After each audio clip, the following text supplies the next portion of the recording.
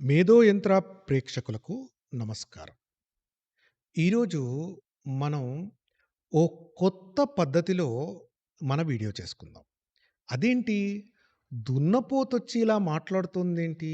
నాకు వీడియోలో దున్నపోతు చెప్తోందేంటి అని చూస్తున్నారా? నిజంగా మనిషి తలకు దున్నపోతేమి అతికించలేదండి.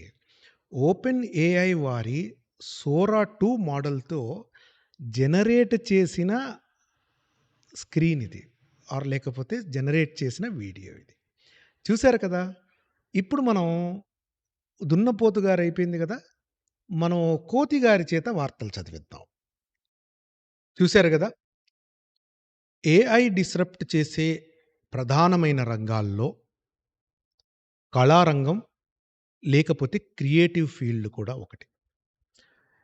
ఈ వీడియో ఓపెన్ సోరా రిలీజ్ అయిన తర్వాత టెస్ట్ చేస్తూ రకరకాల సినారియోస్ టెస్ట్ చేస్తూ మీకు కూడా అది చెప్దాం. మీతో కూడా పంచుకుందాం అనే ఉద్దేశంతోటి నేను మీకు చేస్తున్నాను. ఇప్పుడు మనం ఇంకో చిన్న వీడియో చూద్దాం. చూడండి ఇందులో. దీ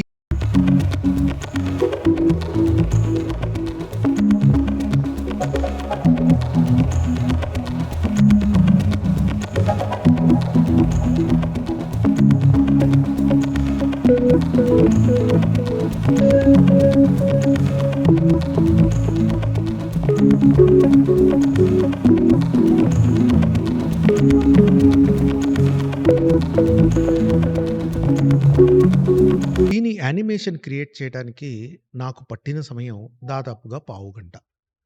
సో, ఇలా ఎప్పుడైతే మనం ఈ యానిమేషన్‌ని చేసుకొని ఓ పావుగంటలో సీన్స్ క్రియేట్ చేస్తున్నామో, అది కళారంగానికి, క్రియేటివ్ ఫీల్డ్‌కి పర్టిక్యులర్‌గా సినిమా రంగాల్లో డిస్రప్షన్ తీసుకొస్తున్నది. ఇప్పుడు ఇంకో వీడియో చూద్దాం.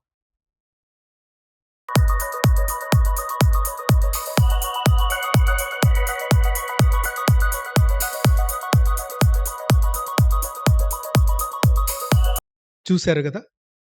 ఇందులో ఇంకొక చిన్న డిస్రప్షన్ జరిగింది. సో, ఇలా మనం రకరకాల వీడియోస్‌ని ప్రాంప్ట్స్ ద్వారానే క్రియేట్ చేసుకోగలుగుతున్నప్పుడు, ఇండస్ట్రీలో ఏవైతే ఈరోజు ఉన్న రకరకాల కళలున్నాయో, వాటిలన్నిటిని కూడా డిస్రప్ట్ చేసే ఛాన్స్ ఉంటుంది. అందుకని ఏ కళలు, ఏ క్రాఫ్ట్స్ డిస్రప్ట్ అవుతాయో ఇప్పుడు మనం చూద్దాం. సో, మామూలుగా ఉండే 24 కళల్లోనూ ఏవేవైతే పూర్తిగా డిస్రప్ట్ అవుతాయో, ఆ కళలు పర్పుల్ కలర్‌లోను, కొంత డిస్రప్షన్ ఉండి, కొంత ఇంపాక్ట్ ఉండి, మారుతాయి కానీ ఉంటాయి అనుకున్న కళలు ఆరెంజ్ కలర్‌లో, పెద్దగా మారవు కానీ మారే పద్ధతులు, వాడే పద్ధతులు మారతాయనేవి బ్లూ కలర్‌లో, అసలేమి చాలా తక్కువ ఇంపాక్ట్ ఉంటుంది. ఇంపాక్ట్ ఉన్నా చాలా కొంచెమే ఉంటుందన్న ఇంపాక్ట్‌ని గ్రీన్ కలర్‌లో చూపించడం జరిగింది.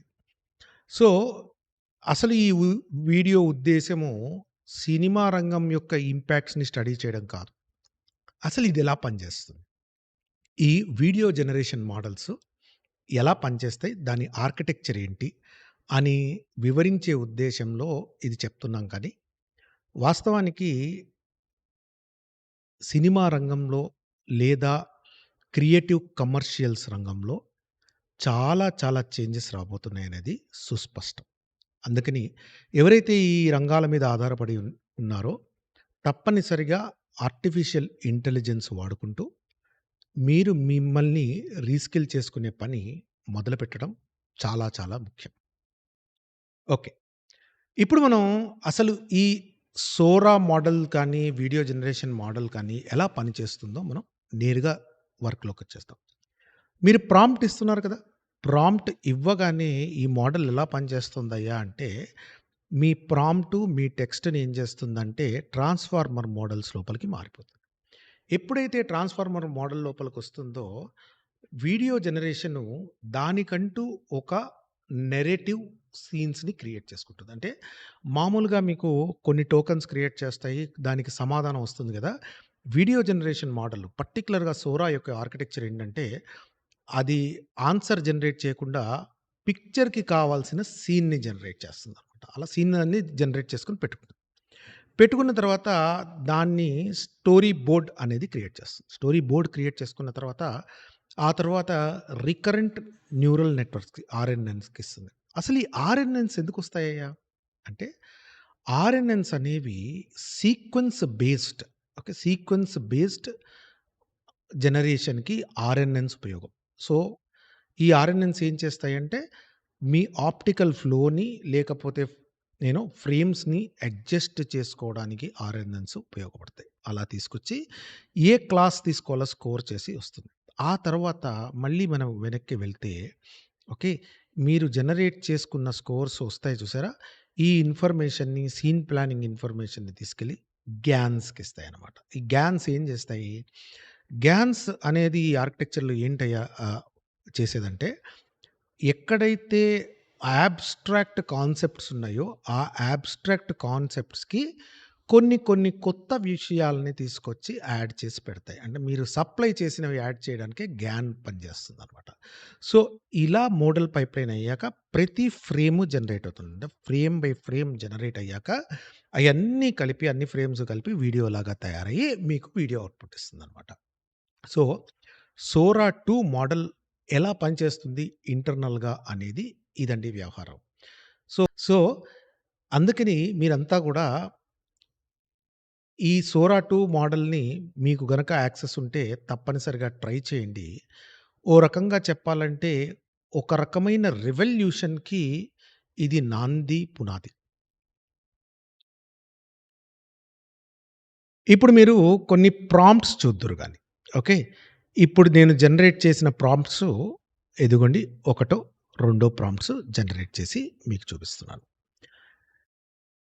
సో, మీరు ఇలా ఒక ఏమాత్రం పెట్టుబడి లేకుండా, ఏమాత్రం కష్టం పడకుండా మీ కంప్యూటర్ ముందు కూర్చొని వీడియోలు జనరేట్ చేసుకోవడం అనేది ఒక రివల్యూషన్ అండి. సో, ఇది చాలా రంగాల్లో అంటే యాడ్ రంగంలో కానీ, లేకపోతే సినిమా రంగంలో గానీ పెను మార్పులు తీసుకురాబోతున్నది. అందుకని ఫ్రెండ్స్ అందరూ సిద్ధంగా ఉండండి. సో, ఈ రోజుకంతే. ఇటువంటి ఇంట్రెస్టింగ్ కథనాలు గనక మీకు కావాలంటే తెలుసు కదా ఏం చేయాలో? మేధో యంత్రాన్ని ఫాలో అవ్వండి. Thank you.